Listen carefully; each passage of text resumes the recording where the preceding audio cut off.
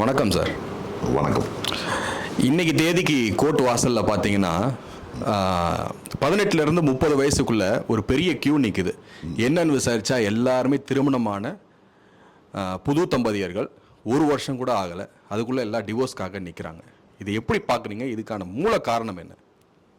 இல்லை, ஒவ்வொருத்தரோட லைஃப்பில் ஒரு பெரிய கனவோடு தான் ஒரு திருமண வாழ்க்கையில் இருப்பாங்க. ஏன்னா திருமணம் ஆகாத வரையும் எப்படா கல்யாணம் அப்படின்ற மாதிரி ஒரு எண்ணத்தில் வாழ்ந்துட்டு இருக்கவங்க தான். கல்யாணம் ஆன பிறகு நிறைய எதிர்பார்ப்புகள் கண்டிப்பாக ஒவ்வொருத்தருக்குள்ளேயுமே இருக்கும். இப்படிப்பட்ட ஒரு லைஃப் பார்ட்னர் இருக்கணும் அப்படின்னு. அந்த எதிர்பார்ப்புகள் ஓரளவுக்கு அவங்களுக்கு பூர்த்தி ஆகியிருந்தாலும் சில எதிர்பார்ப்புகளில் ஏமாற்றமே மிஞ்சிருக்கும்.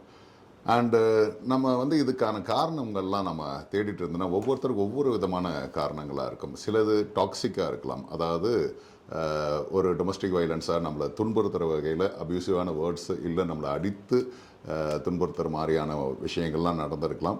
இல்லை ஒரு மனக்கசப்புகள் எது வேணாலும் வரலாம். நம்ம சொல்கிறத கேட்காம போனால் கூட வரலாம். ஸோ அவ்வளோ தூரம் நம்ம புரிஞ்சிக்க மாட்டுறாங்களே, நம்ம இவங்க மேலே அன்பாக தான் நம்ம இதை சொல்கிறோம், ஆனால் நம்ம சொல்கிற வார்த்தைகளுக்கு இல்லாமல் மதிப்பு இல்லையே அப்படின்ற பட்சத்தில் அவங்கள விட்டு ஒரு அன்பு விலகிறது. ஒரு காலகட்டத்துக்கு மேலே அது டைவர்ஸாக போய் முடியுது. அண்டு முக்கால்வாசி டைவர்ஸுக்கு வெறும் இந்த புரிதல் மட்டும் இல்லாமல் இல்லை. முக்கால்வாசி டைவர்ஸுக்கு முக்கியமான காரணம் நிறைய பேரோட தலையீடு.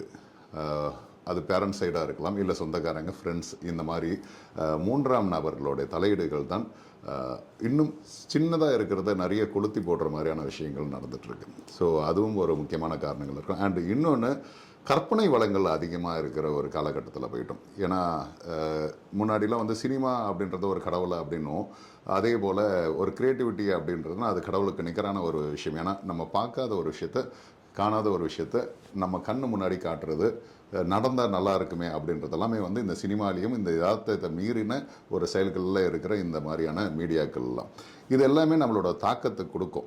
என்ன விதத்தில் அப்படின்னா, இப்படி இருந்தால் நல்லா இருக்குமே, இப்படி இருந்தால் நல்லா இருக்குமேன்ற தாக்கம் தான். இருக்கிறத அக்செப்ட் பண்ணிக்கிற ஒரு ஃபேக்ட்டுக்கு நம்ம வரவே மாட்டோம். இருந்தால் நல்லா இருக்கணுன்ற ஒரு இமேஜினரி வேர்ல்டில் நம்மளும் போயிடுவோம். அவங்களும் இப்படி இருக்கணுன்ற ஒரு எதிர்பார்ப்பும் அதிகமாகவே போயிட்டுருக்கு. ஸோ அதுதான் முக்கியமான ஒரு காரணமாக நான் கருதுகிறேன். அண்ட் இப்போவும் சொல்கிறேன், ஒரு 10 வருஷம் வாழ்ந்திருப்பாங்க, 11வது வருஷம் வேணான்னு சொல்லி முடிவு பண்ணியிருப்பாங்க. அது செலிப்ரிட்டிஸாக இருக்கலாம், இல்லை நார்மல் நம்மளை மாதிரியான ஆட்களாக இருக்கலாம்.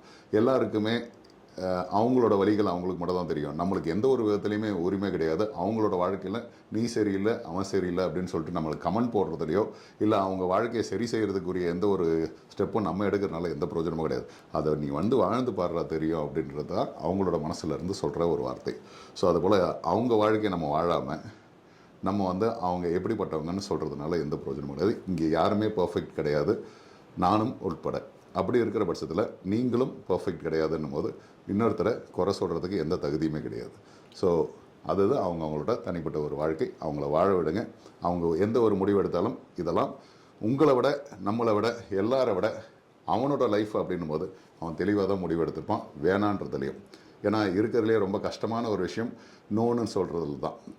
ஏன்னா இன்றைக்கி பணம் கேட்டு வீட்டுக்கு யாருனா வந்தாலோ, இல்லை ஒரு மெசேஜ் அனுப்பிச்சாலோ அதை எப்படி இல்லைன்னு சொல்கிறதுக்கு தயங்கி தான் நம்ம நிறைய பேர் இதுக்கு என்ன ரிப்ளை பண்ணுறதுன்னு தெரியாமல் இருக்கும். அப்படி இருக்கிற பட்சத்தில் இந்த ஒரு லைஃபே வேணாம் அப்படின்னு சொல்கிறதுக்கு எத்தனை நாட்கள், எத்தனை ஆண்டுகள் எடுத்திருக்கோன்னு கொஞ்சம் யோசிச்சு பாருங்கள். இந்த லைஃப் வேணாம் அப்படின்னு சொல்லி முடிவு எடுக்கிறதுக்கு அதை சொல்கிறதுக்கே தயக்கமாக இருக்கும். ஏன்னா இன்றைக்கி ஆணாக இருந்தாலும் சரி, பெண்ணாக இருந்தாலும் சரி, நீ வாழ தகுதியற்றவங்க மாதிரி நம்மளை பார்ப்பாங்க. அதுவும் திருமணமான பிறகு இந்த மனமுறிவு அப்படின்றது எப்படின்னா, ஒரு கார்னரான ஒரு பேச்சுக்களுக்கு ஆளாக போகிறோம் நம்ம.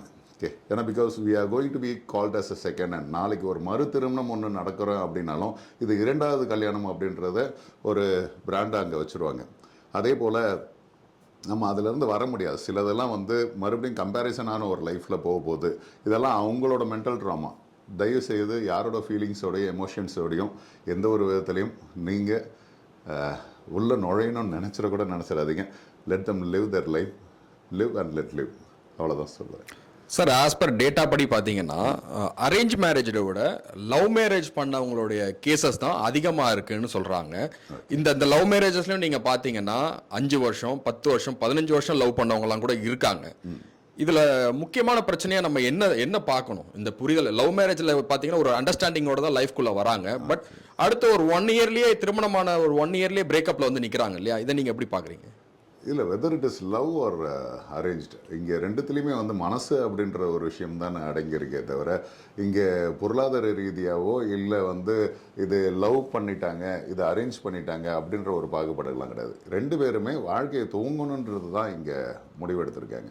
அப்படி இருக்கிற பட்சத்தில் இது இதுதான் லவ்வால் தான் இது நடந்தது, அரேஞ்சால தான் இது நடந்ததுன்னு சொல்ல முடியாது. அரேஞ்சால ஒரே ஒரு ட்ராபேக் இருக்குது. என்னென்னா இந்த நாத்தனார் இந்த மாமியார் இந்த மாதிரி ஒரு கட்டமைப்புகளோடு வாழ்கிற மாதிரியான ஒரு வாழ்க்கையாக இருக்கும். நிறைய விஷயங்கள் அவங்க பார்த்து வச்சதுனால நம்ம லைஃபே இவங்க தான் குழியில் தள்ளிட்டாங்கன்ற மாதிரி நம்ம ஒரு எதிரிகளாகவே பார்ப்போம் நம்மளோட ரிலேட்டிவ்ஸை. ஆனால் அதே லவ் மேரேஜ்னால் நம்ம தான் நம்ம லைஃபை இப்படி தேர்ந்தெடுத்துருக்கணுன்றது ஒரு அக்செப்டன்ஸ் இருக்கும். இவ்வளோதானே தவிர மற்றபடி மனசோட எதிர்பார்ப்புகள் ஒன்று தான். திருமணமான பிறகு என் லைஃப் இப்படி இருக்க போதுன்னு ஒரு கனவு கோட்டையில் வாழ்ற போகிறாங்க. அப்படி வாழ்கிற வாழ்க்கையில் நடுவில் சின்ன சின்ன சண்டை சச்சரவுகள் வரும். ஓகே, முன்னாடி இருந்த ஒரு காலகட்டத்தில் வாய்ப்புகள் குறைவு, ஆப்ஷன்ஸ் கம்மி, அவங்களோட ஒரு கம்ஃபர்ட் ஜோனுன்றது எல்லாம் இப்போ என்னென்ன வார்த்தைகளும் உபயோகப்படுத்துக்கலாம், அப்போல்லாம் அப்படின்னா என்னென்ன தெரியாது.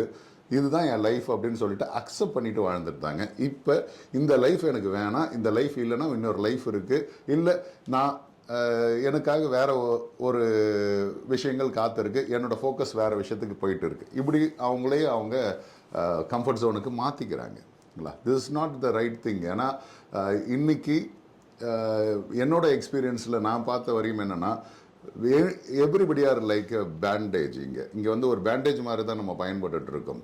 யாராவது ஒரு மனவலி மன ரீதியாக பாதிக்கப்பட்டிருக்காங்க, இல்லை குடும்ப பிரச்சனைகளை உங்ககிட்ட வந்து சொல்கிறாங்க அப்படின்னா ஏதோ ஒரு விதத்தில் ஒரு ஆணாலேயோ ஒரு பெண்ணாலேயோ அவங்க தாக்கப்பட்டிருக்கலாம், இல்லை மனதளவில் பாதிக்கப்பட்டிருக்கலாம் அப்படின்னு சொல்லி அவங்களோட மனபாரங்களில் உங்ககிட்ட வந்து சொல்கிறாங்கன்னா தயவுசெய்து உங்கள் டைம் வேஸ்ட் பண்ணாதீங்க.